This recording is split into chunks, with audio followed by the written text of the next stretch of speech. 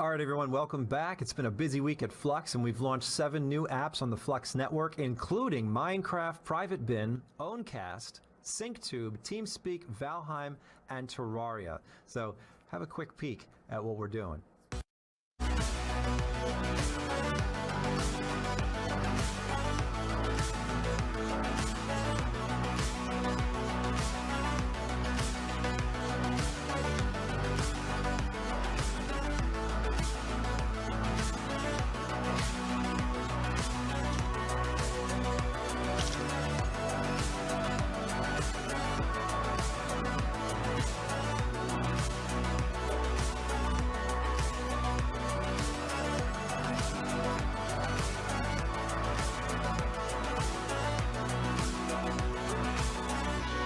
This is me doing a live stream from Owncast running on Flux.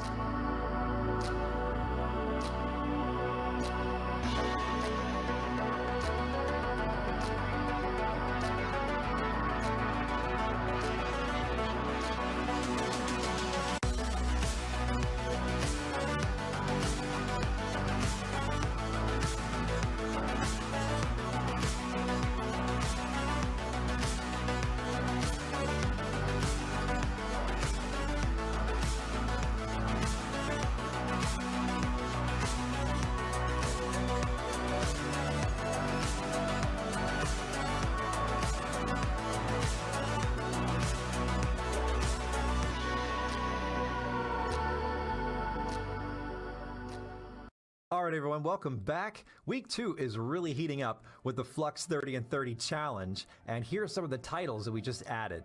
Grossy, Mind Test, the Flux Block Explorers, Woogle, Blog, Draw, and T-Worlds. Here's a little preview.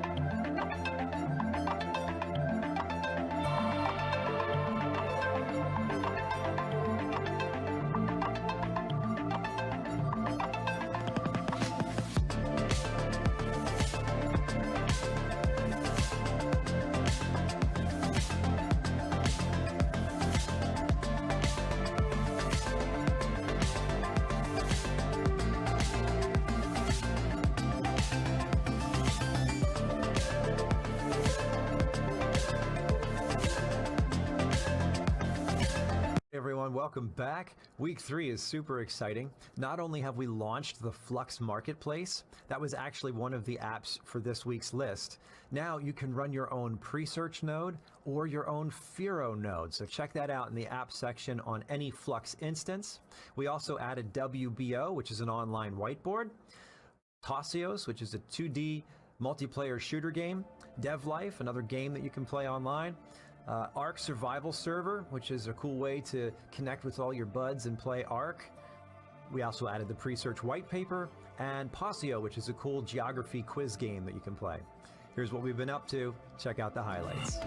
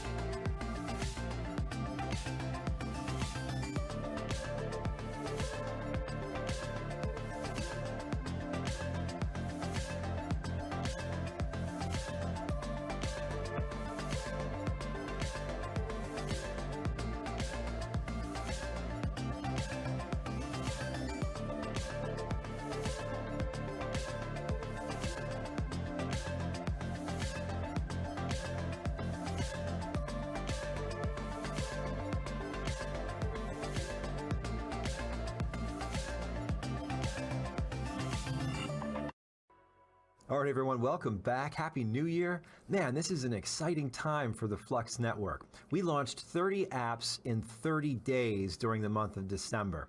And here's just a list of the apps that we did during the last week there, including a special one just for Christmas.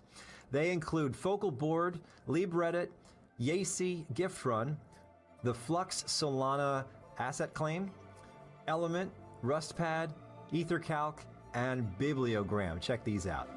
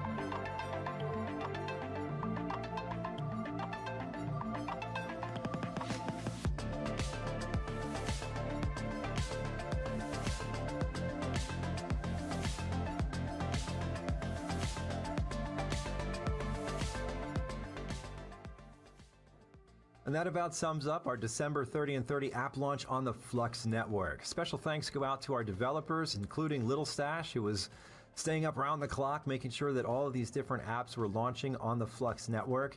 This is beyond proof of concept at this point, guys. You can pretty much run anything on Flux.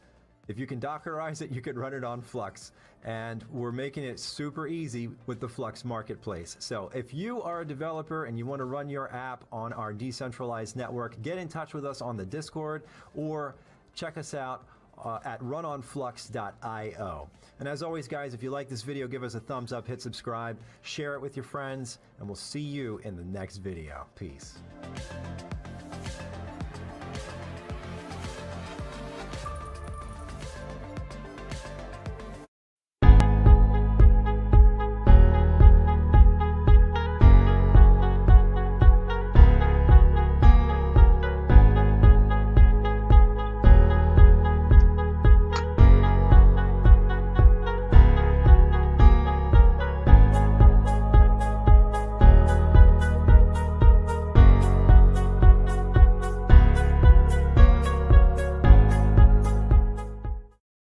See it.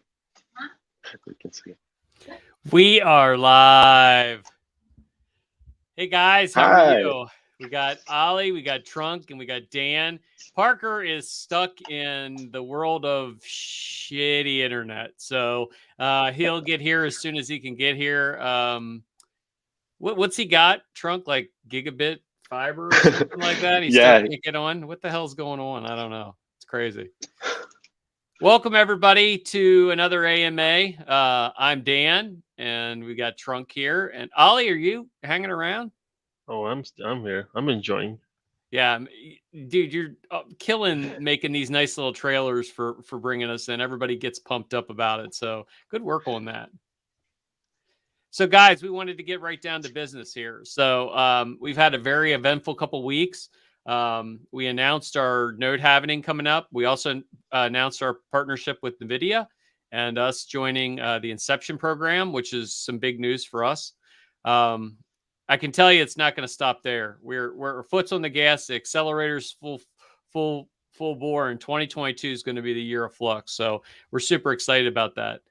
One thing I wanted to share at the beginning is I had a lot of questions about the shirt the last time, the Don't Be Evil Again. So I wanted to tell people what that meant. They didn't know what the Don't Be Evil is. And actually, when Google was founded, on the search page, you had the Google box, and underneath of that, it said, Don't Be Evil. And the reason they put that there was to take a stab at their competition that was, in their eyes, doing things kind of nefariously or evil.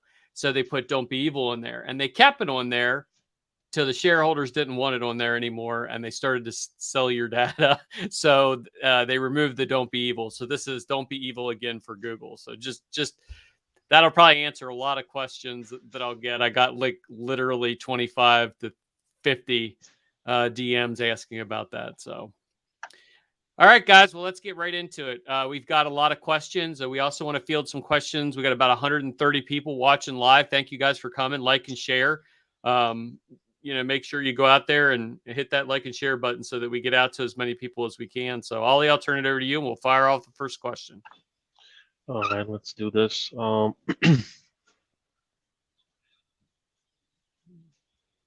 right, let's put this question here.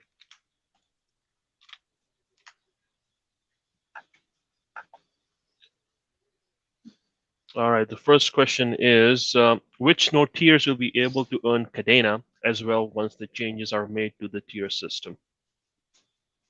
Well, Tadeus, you're the CTO, so you can take that question right out of the hole. Yeah, so Cadena application will undergo a change, right? Right now, Cadena application is spawned by the node operators themselves, so they can launch it on either Nimbus node or Stratus node, and we have roughly 1,200 nodes of Cadena node. This is an impressive number, and half of the network is basically running Cadena node alongside with Chainweb data.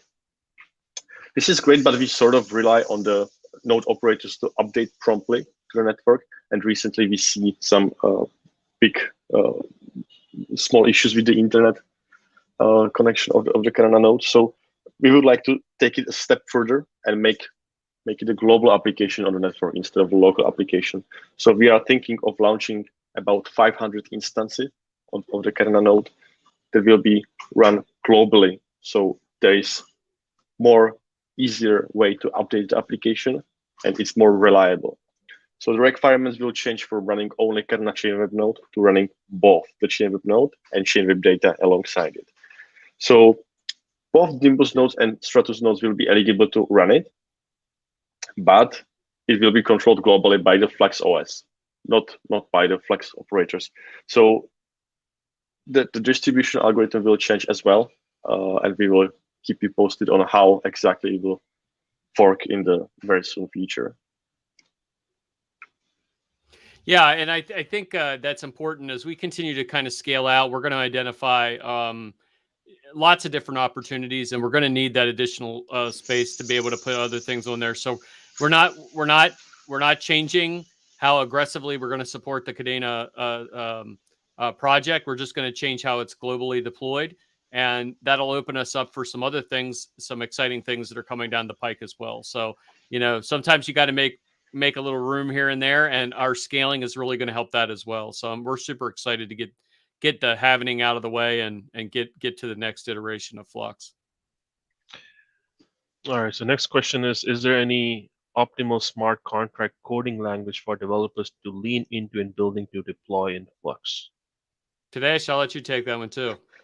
You can code it anything you want, right? Flux basically runs Dockers, right? If you can Dockerize your application, Flux can with 90% plus probability to run it. So code it in Java, JavaScript, C++, Python, anything you want. In the end, Dockerize it and put it on Flux.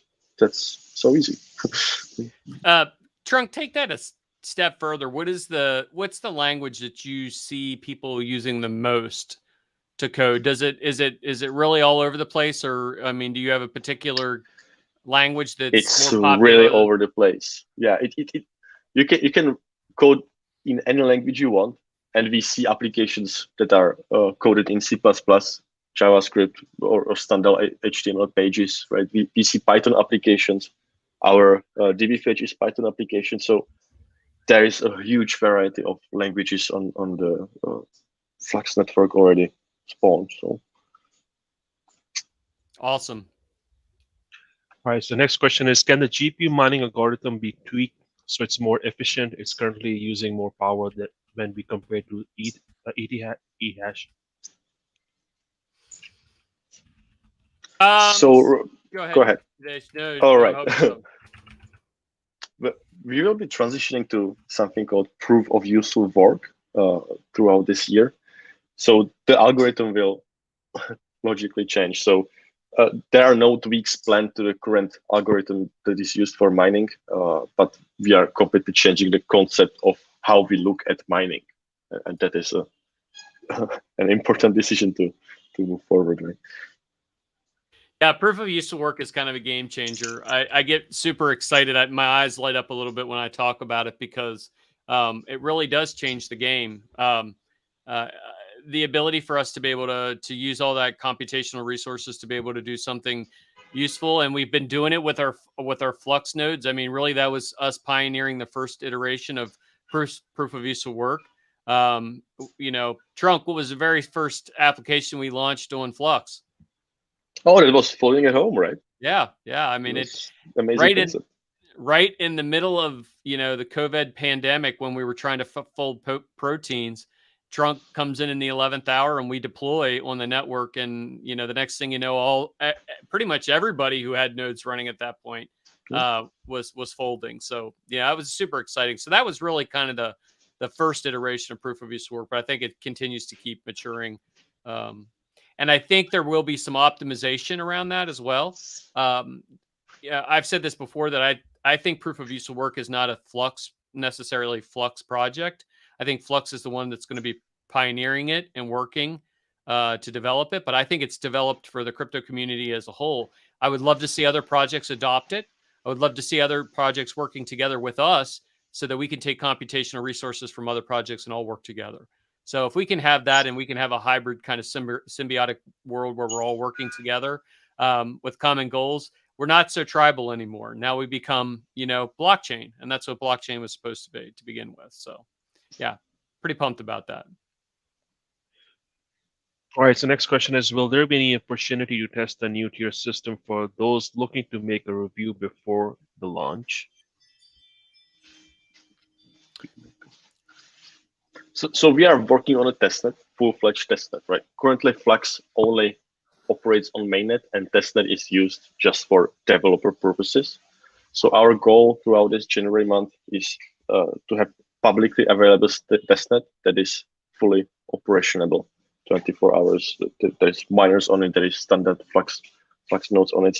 So testnet always have forking changes sooner, preferably 1 month before mainnet goes to fork. So yes, you will be able to stand up a testnet node and put FluxOS on it and run it as a normal node. The main transition to mainnet happens between certain periods. So there will be 3 weeks transition period. So you can run both the old requirements and the new requirements. So there will be a lot of time to test and tweak your setup.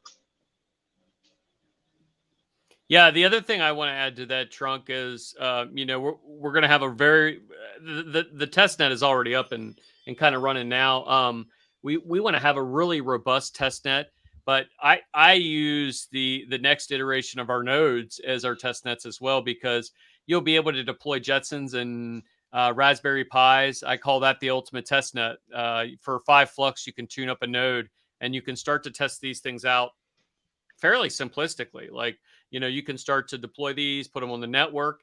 Most of the questions that we see around running a node is, how do I do it? And and the lockup. So there's a barrier of entry. So, we want to give this to developing areas. We want to do that. We want to give this out to anyone that is in computer science to be able to do this. So by doing 5 Flux lockup, you can really have the ultimate testnet right on main chain. So stand it up, play with it, run a node. We're going to try to make it as simplistic as possible. So I think you have the 2 forms. You have the robust internal testnet, which we're going to launch and will be really super important for proof of useful work as well. So we have to have a very good testnet in place, because that's where we're going to have our proving ground to test exactly our philosophies and our theories around proof of useful work.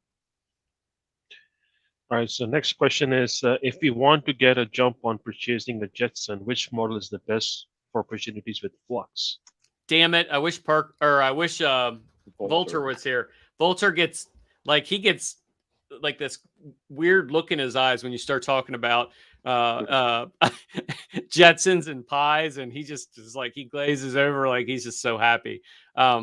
We can find out and we can put it in there. Trunk, I don't know if you know off the top of your head or not, but we have some recommendations. And one of the things we're going to do too with our partnership with NVIDIA is kind of look at those different options and how it's not a one size fits all. If you've looked at the Jetsons are very scalable. There's actually people that are deploying entire infrastructures, entire data centers that are built on the Jetson hardware. So yeah, I mean, we'll make sure that we put out recommendations of hardware, but it's like everything else. Miners, node operators, folks like that are in the decentralized space, they want to go out and they want to experiment and they want to find the best thing themselves. So we can tell you our recommendation, but I 100% guarantee you the community is going to tell us what the best thing is. Yeah, I know Walter is really excited about AGX Orin, an NVIDIA Jetson, which is like a 12-core beast with 32 gigabytes of RAM, and should be coming out this early 2022. So that's what he's hoping for to get the most. Yeah, absolutely. Yeah, so we'll make sure Walter puts together a nice list for you because, like I said, that guy loves his Jetsons and pies. All right. So next question is, where does the Flux fee for Fusion transactions go? Does it go back to the miners, node ops? Any plans to lower the static 2 Flux fee or make it percentage based? Well, I can So talk. Go ahead, Tadeusz. You can talk about it, and then I'll just follow up. So Fusion contains of 3 pieces, right? Claiming snapshot, claiming parallel mining rewards, and doing swaps, right? So the fee structure consists of 2 pieces, which is the static fee and a percentage-based fee. Percentage-based is only used for the swaps, by the way. So the static fee is mostly to cover the development of Fusion, the upkeep, maintenance, and to cover the network fees. So that's why you see that the fee varies across the 5-6 deployed parallel asset chains. So mostly Ethereum is the most expensive to pay for. So the fee on Ethereum is the most expensive. The swap also has a percentage fee on top of it to generate revenue for foundation. So all the fees are going to the foundation for future development and upkeep of Fusion because we put countless of hours into development of Fusion, and it's very unique in the space.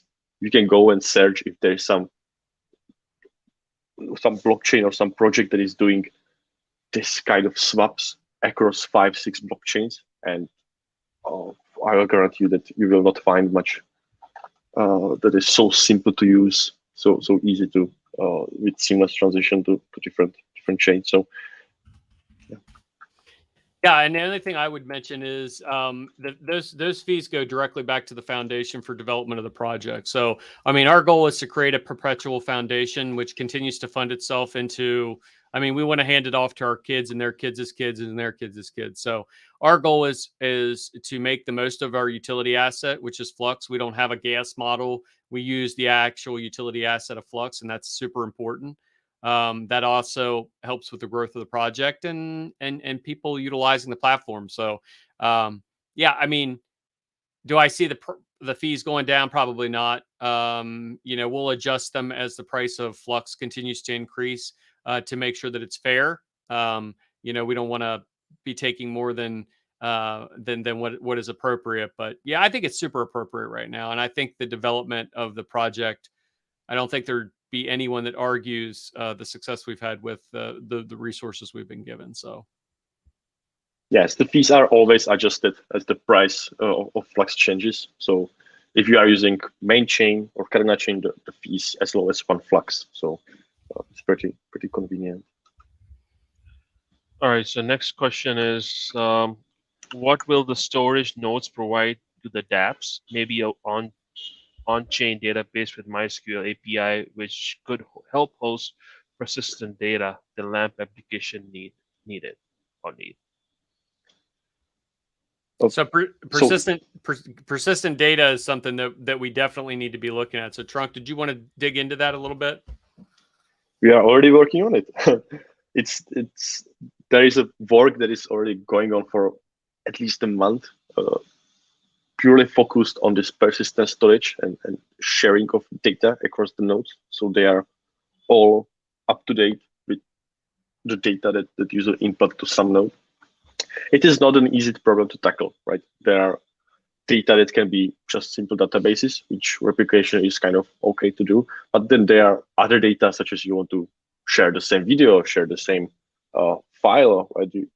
Some spreadsheet. So these all we are working on and hoping to get it finalized and released very soon. The main issue is like ensuring that the data that are being synced and synchronized are truly correct and up to date, that we are syncing the most recent data and the data is valid. So this is the biggest issue that is being solved, and yeah, looking forward to it. All right, so next question is, with Flux on the Web 3.0 edge, when will we support the IPv6? All the nodes now seem to be on IPv4 only.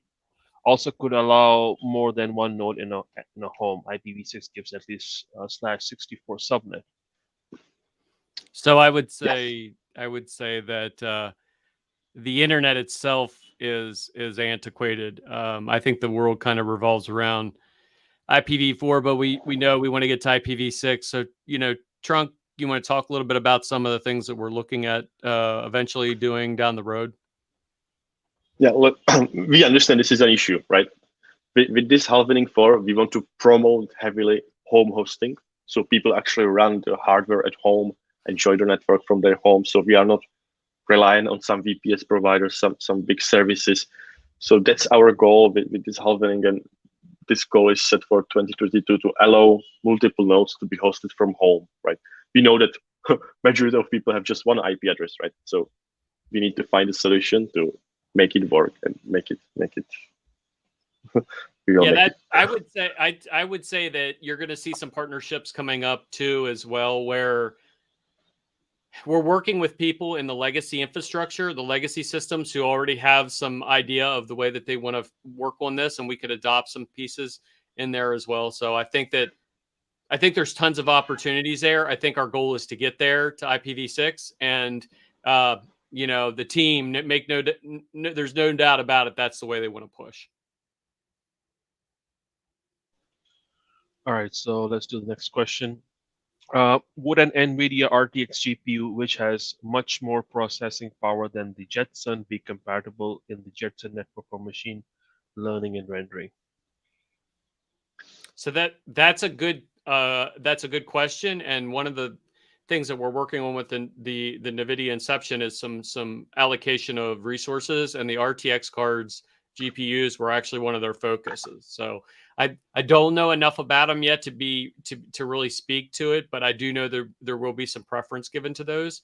So it's kind of interesting that the philosophy around it is interesting. And I think as we kind of develop out proof of use work, we can look at those different use cases. But I would say, yet to be determined is the best way to say it. All right, so next question is are there any plans for API integration with crypto tax software such as Coinly or accounting CSV export for each crypto address used? Use is tedious, especially if we are using Zelcore for multiple crypto, assets. Amen. And I'll tell you, that's in my bailiwick. Tax reporting software and stuff like that. That's what we want to definitely get put into Zelcore. I know Coinly is one. If anyone has additional recommendations of tax software that they've used in the past, let us know. We're looking to integrate, and make it nice and super simple. So we can reach out to any one of the major players and try to get a partnership going. So yeah, let us know what you're using and what works best, because your recommendations are really what helps guide the project. As far as the tax software, I think Coinly is one of the most popular one they use. and it's also not just for U.S. tax system; it's worldwide as well. So Yeah. all right. So next question is on a high level, am I correct that the the proof of use of work is essentially a challenge algo with the purpose, with the final step of the algos being almost a mathematical reverse check of the ordered algos? I can even get this question, but Jam Japper Jam is already working with me on some different stuff, so that's a loaded question. He knows that I don't necessarily know the answer to that yet, because we don't know what that it's gonna look like in its final product. That is one of the things that we're looking at. I mean, essentially, proof of use of work will be kind of what I use is the dual mining style algorithms that are out there. I mean, you used to be able to mine ETH and Decred at the same time. Essentially, they were using different parts of the GPU, and that's what we're looking at, is to figure out how we can tap into those different pieces of the GPU to be able to utilize that. So it could look like a dual algorithm. It could be. I mean, there's some crazy stuff we've talked about as well as actually moving parts of the network as well, actually moving the GPUs off of the network and onto whatever the useful work is, while allowing them to almost keep their spot in line in the network as it goes. So not compromising the integrity of the chain or transactional validation, but allowing us to do some creative stuff. So we'll start fleshing those out. I think mid-year this year, we're really going to have a real solid idea how this is going to go down. all right. So next question is: does the Zell Foundation still put out transparency report? We do put out transparency reports. We have not put out transparency reports recently because everything is on a Block Explorer. So essentially, if you go in and you can see what's on the Block Explorer, we do, we will put out a budget. So, we are in the process of building out our burn rates right now, and then we'll eventually publish that to the community for them to see as well. So we're super transparent. Any questions or concerns, people just come in and they'll just randomly ask. But I think those transparency reports are a bit overstated. We're more operational oriented, and people can keep an eye on the funds transparently through public ledgers. So, but we're still going to do one. Yes. All right. Next question is: will there be any mechanism in place to prevent one or a few apps from dominating the Flux network resources? I can tell you my opinion, and then I'll hand it over to Trunk for the technical scenario. We've talked about this before in the past, where we want to make sure as we continue to scale that we scale appropriately. So we would make sure that there is a limitation to any one particular app. Hence the reason why we're talking about looking at the KDA and how to work on a redeployment for that, because we want to make sure that those resources are allocated correctly. So we would, as we scale out, eventually we'll get to the scale where it won't matter. People can deploy whatever they want. Till we get to the point where we can scale out and deploy whatever we want, it's gonna be iterative. Trunk. Yes. So the hardware limitations are basically in place, right? You cannot take down the network with one or few applications. You would need to control, let's say, around 50 more. And in that place, it will cost you, I don't know, let's say 20,000 Flux to kind of dominate the network. So this kind of attack is possible to do.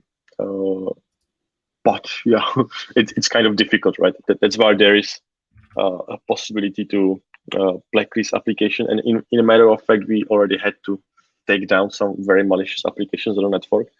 So I don't think that some individuals can take all the resources of Flux network. It's pretty robust and very scalable. So. I think it goes back to what Satoshi Nakamoto talked about with the Bitcoin white paper, and they talked about, well, it actually wasn't in the white paper, it was his emails, and he talked about 51% attacks. Ultimately, we want to incentivize people to participate in the network. It's a hell of a lot cheaper, and they make money doing it. So it's more advantageous to participate in the network than it is to try to manipulate it, and really it's not like BTC where like you'll have a 51% attack and you can go to exchange and you can do whatever, double spend. There's not a ton of value other than if you were just trying to be a dick to mess with things. But in reality, I mean, it's much more rewarding and advantageous to build on the network. All right. So next question is Zelcore planned to be open source to get more transparency how the software work?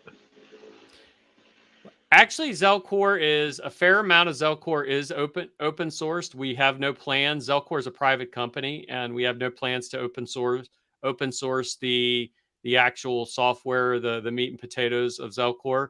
And the reason we do that is, there is these two sides of the fence for their argument for open source versus closed source. You're using a closed source device on your phone right now. This if we open source particular facets of Zelcore, there'd be multiple replicas of Zelcore floating around almost immediately. So, that's kind of it's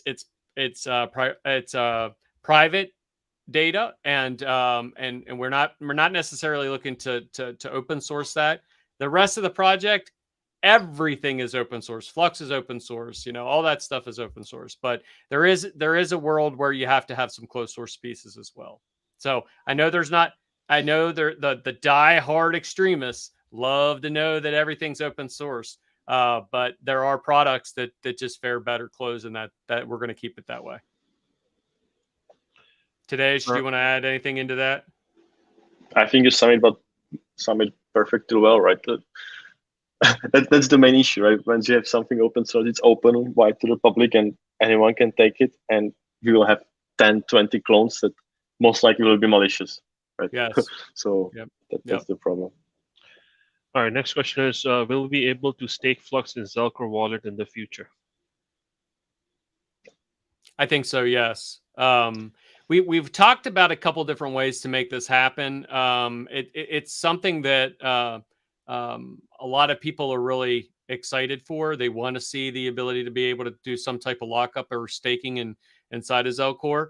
I will tell you, it probably won't be till sometime later in the year next year, especially after our halving. We want to make sure we get Project Titan rolled out. Now, keep in mind, Project Titan will allow you to be able to deploy 250 Flux into a shared node. So that's going to be a big piece as well. If you haven't learned about Project Titan, go check out the video where we talked about the halving, and we talk about the exactly what that's going to look like. And that, because I think that's going to be huge. I think people will still want that staking feature, but I think the reality of it is to want to participate in the nodes. All right, so let's move to the next question. Can you explain the cost associated with deploying an app on Flux? Mm-hmm. So the cost is purely determined by the hardware it's using, right? So we have, this is all public. We have, I believe there is 0.09 Flux per 0.1 CPU core. Then there is something 0.03 Flux per 100 megabytes of RAM, and 0.01 Flux per 1 gigabyte of SSD. So basically for 0.1 Flux, you can deploy an application on the Flux network, right? For 20 cents, you can deploy and run application on the Flux network for 3 instances, right? We also have a parameter that specifies the number of instances, which can be varied from 3 to up to 100. So double the instances, double the price. But to sum it up, yeah, it's purely dependent on the hardware your application is using and the hardware you specify in the application specifications. All right, so next question is kind of lengthy. Let me read out. We might not have a complete question here, but let me read out. Project Titan pool collaterals for low barrier of entry, but who will provide hardware node? Will it be possible to someone with little collateral to stand up a Stratus tier hardware node for everybody else to pool their collateral on his node and receive rewards for running a node? So we're gonna have Crypto Wrench run everyone's nodes. So if Wrench, if you're watching, everybody's gonna reach out to Wrench. No, the way that it's gonna work is essentially there'll be one person who will provide the infrastructure, and they will get a higher percentage of the reward from the node as well. So the ultimate goal is make sure that they can cover their costs to run the node and make a little extra money, and then allow other people to participate with the shared collateral. So if you've got somebody like Wrench is a perfect example. He comes from a world of shared nodes where they have done those before in the past. Not an on-chain solution, not a where you actually hold the custody of your asset. You had to send a trusted node operator your asset, and then they put it into a shared node. And you had to hope like hell they didn't get hacked. And we saw a lot of hacks actually happen with shared nodes. This is different because this doesn't rely on your funds are in your wallet and you maintain them. So I think you'll see advantageous individuals start to stand up managed services. I do. I think you'll see managed services and hopefully deployments all across the world of different hosting solutions. So I think it's just another way for us to continue to keep decentralizing. All right. So next question is, with future proof of use of work, will current mining infrastructure still be available as it's now, like 4 GB cards, 6 GB cards, or even more AMD compliant? So I'll let Trunk chime in on this too, but I see, our ultimate goal is to keep as much infrastructure in place as possible and use those cards as long as we can possibly use those cards. I want to see your 4 gig cards hashing for the foreseeable future. I don't see a reason why we should be able to pull these cards. Are still good cards, and we're going to make sure that we can allow them to remain on the network for as long as we can. I don't know if did you guys see on the news where the guy who had one little Bitcoin miner, and his probability of hitting a block was like 1 in a billion, and he hit a full block of Bitcoin. He had it running for 7 years in his basement, hoping against all hopes that he would hit something, and he did. So he had old hardware, but that old hardware ended up paying off for him. So the cool thing about us being inclusive of 4 gig cards is that it keeps that infrastructure developing. Our miners especially don't have to go out and buy new infrastructure. Maybe they want to buy more. Maybe they have access to renewable resources and they want to have more cards running. Well, we should be able to let them have that option. All right. So next question is, Flux Army and Twitter, YouTube, and Facebook influencers are successful, but their target audience remains the same, younger, low-key, and of limited institutional reach. Any plans for more conventional PR? So we have an on-staff marketing and PR team, and as a matter of fact, they do a hell of a job. I would disagree with that observation. I think if you just go to Twitter and look at what's happening on Twitter, I think that would be straightforward. But that isn't the case on Facebook and YouTube and these other platforms.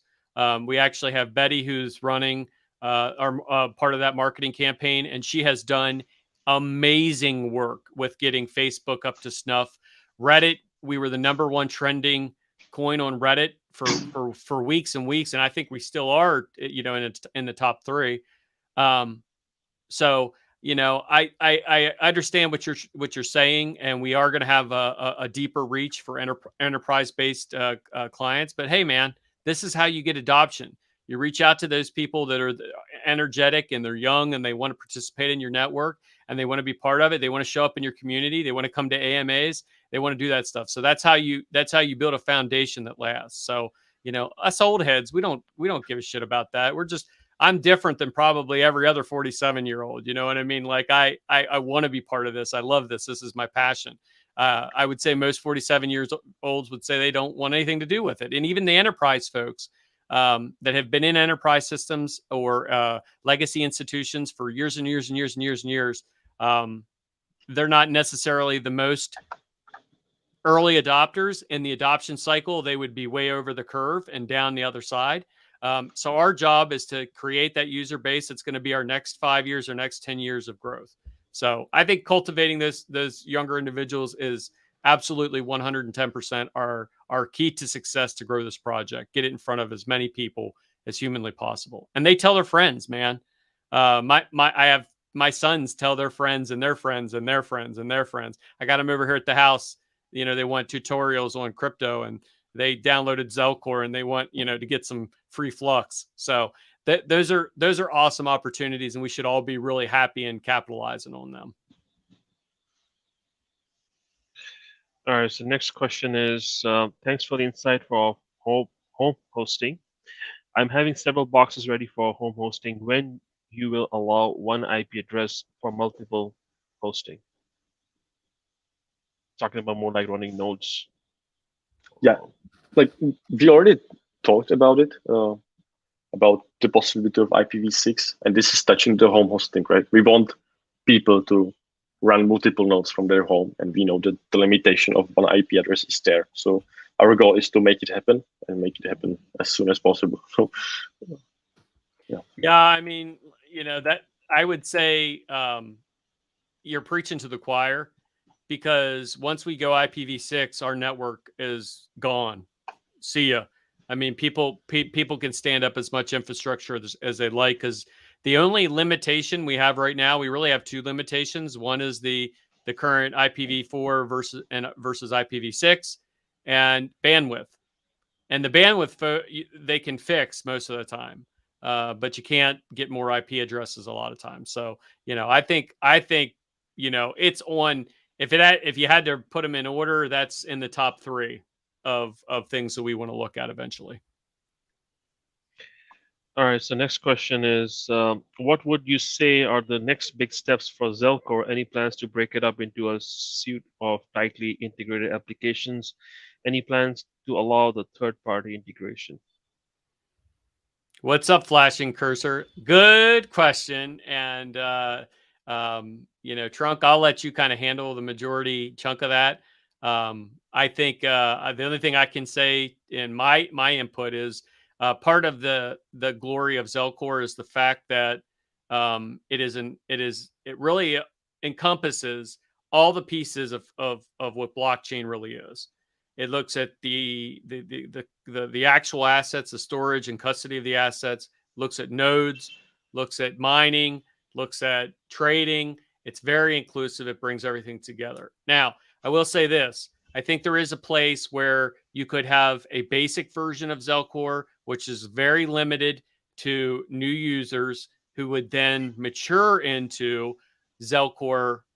Let's say it's premium, or it's not we're not charging for it, but it's the next tier up. So I think you could see a different look, like an almost easier to use UI UX. It's more engaging for folks that are coming into the space, and once they've made that transition, they can go down and check a box, and they can move to the full suite of products. Trunk, what do you think about that? Well, regarding this, we call it simple mode. So this simple mode is a little bit of present in Zelcore as well. So if you go to settings and click on simple mode, some features are disabled and it looks more simple. But there are some huge plans coming out for Zelcore in this year. I don't want to spoil it because the press release are not yet done. So, but I would really check on Eve and how Eve is standing, and that will be a big part and entire new different look onto how you see crypto and how you integrate with crypto, and it's all Web3. So it will be impressive. I'm going to tell you right now. I heard. I'm wrapped up in the Flux world and what's going on, and sometimes there's pieces that the folks are working on, and Trunk said, "Boy, I tell you, Eve is really coming along," and I was like, "Yeah, is it?" Because I don't really know much about it. I know the concept of what it is. And Sohail, who is one of our developers, who actually is kind of behind the meat and the potatoes of the development of Eve, took the opportunity to share with us for 30 minutes a demo. And at the end of that demo, that 30-minute demo, I about shit my pants. I saw the future. And I'm not just saying that. And you guys, everyone listen to the 150 people are out there that are listening right now, and the more that'll listen on this when they go back and watch this again. Eve changes the game like hardcore. It takes it out of the standard, hard to use, not necessarily intuitive space, and really makes it a grand slam. So I can't tell you more than that, and Trunk will probably yell at me if I did. But it's going to be pretty amazing. All right, next question is I'm facing this real weird bug of Zelcore on iOS, whereby occasionally the screen will white out and I have to quit the app. Is this a known issue with other iOS users of Zelcore wallet app? Yeah, the infamous white Yes. screen. Yes, we've heard so much stuff about that's it's on our list to work on. Trunk, you want to expand? Yeah, it is occurring on mainly on iOS. Yeah, we don't have any reports on other devices. It is there. You know about it. We tried to fix it a couple of times, but have not yet been successful. So looking forward for the transition of mobile to different platform. Hoping to have it tackled soon. Yeah, and to expand on what Trunk said there at the end, we're looking at how we deploy and how we code Zelcore and release it. So, which, iOS is always kind of the hard. I mean, what a pain in the ass they are. You know what I mean? It just really is. So, yeah, we know about it. It's on our list, and we'll definitely get to it. All right, so next question is, so Flux has no plans to switch to POS for environmental reasons? Hell no. Hell no. And I think that that's a straw man argument. When people talk about environmental reasons, I mean, if you look at what Flux is doing, I mean, I would say the majority of miners are very educated and well-versed in what their costs of energy and consumption is. The fact that our nodes use, I mean, like literally almost no electricity and provide computational resources, proof of use will work back again. I mean, my opinion is proof of stake is centralized. I have yet to see exactly. it. I was about to say, if you replace environmental reasons with centralized, it's the same question. Yeah.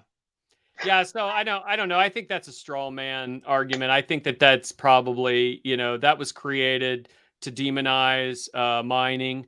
And, if you look at it from a political standpoint, most politicians they couldn't tell you the difference between a GPU and a CPU. If you put the words GPU on the side of the GPU, I mean, they just don't get it. So, I mean, they're going off of what a few uneducated individuals stated. I mean, come on. I live in Pennsylvania. I cruise up the road here and I can see what they strip mine out of the side of mountains for precious minerals. You know what I mean? It's like, you can't tell me that's more, our GPUs hashing in our basement is more of an environmental impact than ripping whole mountains down and gutting them. Come on, man. I think we're all smarter than that. So the answer is we're not fans of proof of stake. We, as long as we're here, decentralization is our focus, and we will remain ASIC resistant. We will remain GPU friendly, and that is our project. And if you don't like it, tough shit, go find another project. That's just who we are. All right, next question is the follow-up on the cost question. Is there a cost associated with the data bandwidth used by clients to data transfer? For example, if I have a video server, does the streaming data has a cost? Well, this is meant by hosting a video streaming platform on Flux and how much bandwidth it uses, or? That's what I think. That's what I think it's asking. Whether or not there would be a fee for basically bandwidth cost. Would there be any bandwidth costs associated? No, it's included. There's no plan. No. It's just the cost of deploying the apps. That's about it. Correct? The cost of deploying the apps, and that would be it. I mean, we don't see any, and I mean that's why we keep our requirements so high. I mean, guys, you say, hey, can we lower the internet requirement, the bandwidth requirement? This is why we don't do that, and we make sure that we keep it up and elevate it so we can allow people to deploy, apps. Wait till we start getting game servers, like big game servers. Let's say Blizzard decided to have a decentralized server, some of their servers. I mean, you could see it. Not necessarily Blizzard, but I mean, it could be anybody. And they're going to need the bandwidth. They're going to need the resources. So, yeah. All right. So next question is regarding to Project Jetpack. Will there be more incentives to run Cyrus nodes on NVIDIA Jetsons rather than the x86 VPS? We're going to incentivize the Jetsons, that's for sure. I know the foundation. We actually have somebody that is going to donate some resources, some dollars and cents to help incentivize and grow that as well. And I could see the XDAO actually allocating resources specifically to reward those to stand up. A very large. My anticipation is, and Trunk may disagree with this because his goal is 10,000 nodes. I would like to see 10,000 enterprise infrastructure nodes, and I'd like to see 10,000 Jetsons and Pies deployed. So we're talking like 20,000 nodes. That's a really good sampling and a really good beginning to a very robust network where we can start to deploy AI pieces and edge compute. And I think that would be amazing to see. So, I think there will be some incentivization for all the different tiers as we need those tiers. So we need to make sure that we have the resources available and we can develop each particular tier. If we have a need for storage nodes, I think you could see an increased incentivization for storage nodes outside the block rewards. So don't freak out. It would be outside the block rewards. It would be us identifying that that's where we need to stand up infrastructure and rewarding the people appropriately. Yes. Right. It is our goal to have as much hardware on the network as possible and as much variety of the hardware, right? Because some hardware runs better some applications, right? These Jetsons are ARM-based. A majority of our current network is standard x86 based. So we need to have more ARM solutions so people can actually put ARM applications on the network. And these Jetsons have specialized hardware as well. So very capable in AI. So that's our goal for the utilization of those as well. Yep. Amen. Preach it, Trunk. All right. So next question is there any effort to work with the deeper network to add DPN functionality to the Web3 platform? Everything's on the table. So, I mean, we can't necessarily get into the weeds of all the different platforms we're looking at, but I will tell you this, it's getting daunting. With Web3 and honestly, us being kind of the leaders of Web3 at this point, we have people coming at us left and right. And the bottom line is we're going to pick the ones that are the most logical ones to work with and help deploy on the network. I will tell you there's going to be a push to expand our business side of the world. So we are adding some more business developers.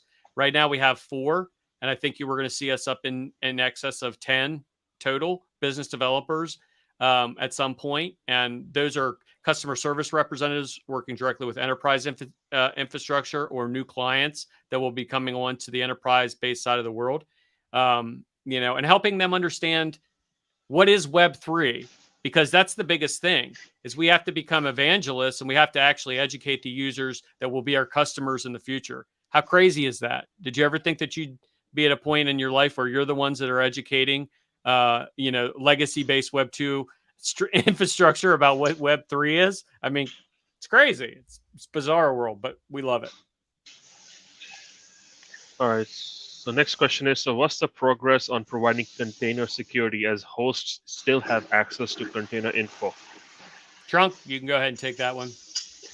It's being worked on, right? We realize that the security of secrets per se, security of the image and IP you are basically putting on the network is crucial to have in place. So especially when big enterprises are looking forward to launch something on Flux, they need to have those pieces in place, right? They need to have some secure secrets, some security encrypted images on place. So this also touches like private images we want to deploy on Flux. So these are all fields we are looking into and working on, but it's not something we can come up with 1 week and done deploy it, right? This is something that's taking months of research and work on. Right?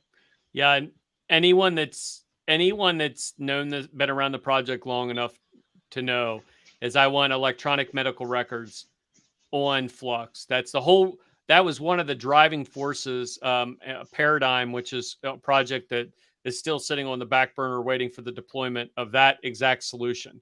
So, I 25 plus years in healthcare, I want to see electronic medical records portable. I want to see them scalable. I want to see them be able to take it with you.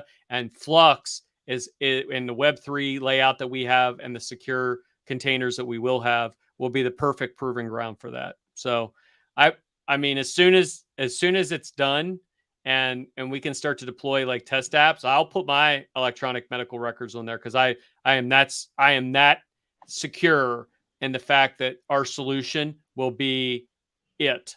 So I'm really excited for that. All right, so let's see. Next question is, will the current mining algorithm stay the same? And will there be additional algorithm for useful part work? And in the end, will it be like dual mining? Is there any possibilities for having a dedicated useful work algorithm, which would make Elon Musk say, hell yeah, now that's 100% useful work? Yeah, I mean, I don't see how Elon can even say shit because of what he does with his electric cars. I mean, you know what I mean? For him to challenge anything about the environment, it's quite amusing to me. So, but I will say this: that's angry old man Dan speaking. Back to Dan and my opinion on Elon. So, I think that there will be a dual algorithm style solution. I don't know we don't know what that looks like yet. We're literally still working through the MIT paperwork. We're looking at forming the team. The team is starting to come together. We have strategic partners that we're going to start working with on this as well. Part of this will be led by Jeremy Anderson, who is he was one of the original developers on Ravencoin. He's been with our project for the better part of 3 years. So we're gonna have a lot of work to do. And the nice thing about it is we're learning as we go. So we have been successful in this space up to this point because we don't have predetermined goals. We learn. There isn't a meeting that we have together that we don't learn something. Trump teaches me stuff, like some stuff I can't even get out of my head. I learn every day, and I think that's what makes us so powerful. Is whatever we need to do, I mean, we'll figure it out. All right. And let's take like 2 more questions and then we'll wrap it up. All right, so this next question is, what plans are there to support traditional relational databases on decentralized network? I think we talked about that earlier. Yeah. I mean, I feel like we definitely want to have the ability to support those databases and having them tied together is essential. You have to have them tied together because if you have one node go down, you can't lose your data. You have to have that relationship. So, I mean, it's a focus. And as Trunk said, it's probably our number one focus at this point. All right, so next question is, could Fusion Tech be used for other cryptos in the future? Mm-hmm. Amen, brother. Yogo, that's a great question. So, Tadesh, do you want to dazzle them with amazement, or can we talk about that yet, or is that behind the scenes? You will see it very soon, and I mean like very soon. So he doesn't ever let me leak anything. All I can say is this: is that you will see use for Fusion outside of being able to move from the main chain to the parallel chains. There's going to be something else. That's all I can say, and it's going to be amazing. And I'm so excited for it. So that's yes. Yes, it is. Yes. Holy shit, yes. Cool. And it'll be more than one. Yeah.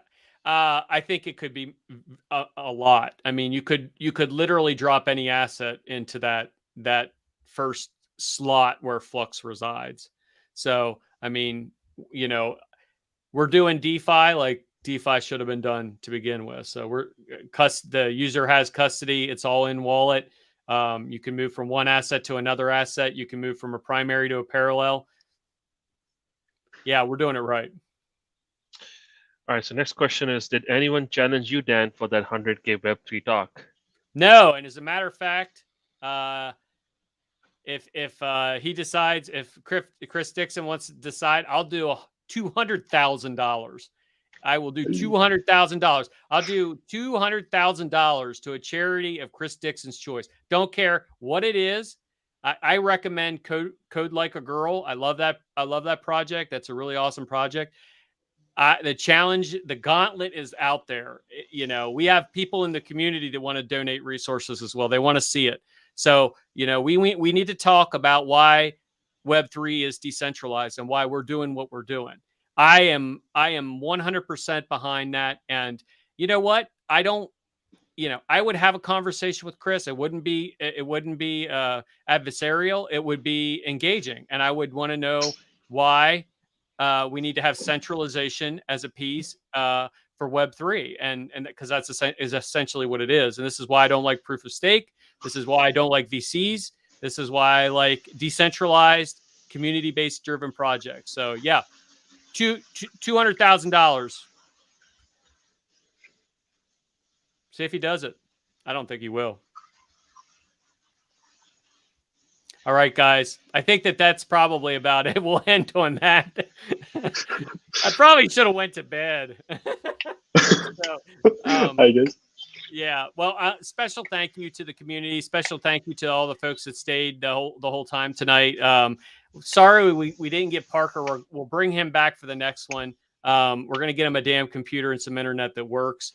And we'll get him back the next time. Special thank you to Trunk and Ollie. Check us out. Runonflux.io. If you're new to this space, come on into Discord and drop us a line and we'll chat. So guys, thanks again. And let's build the future today. So guys. Thank you for tuning in, and see you soon. See you soon.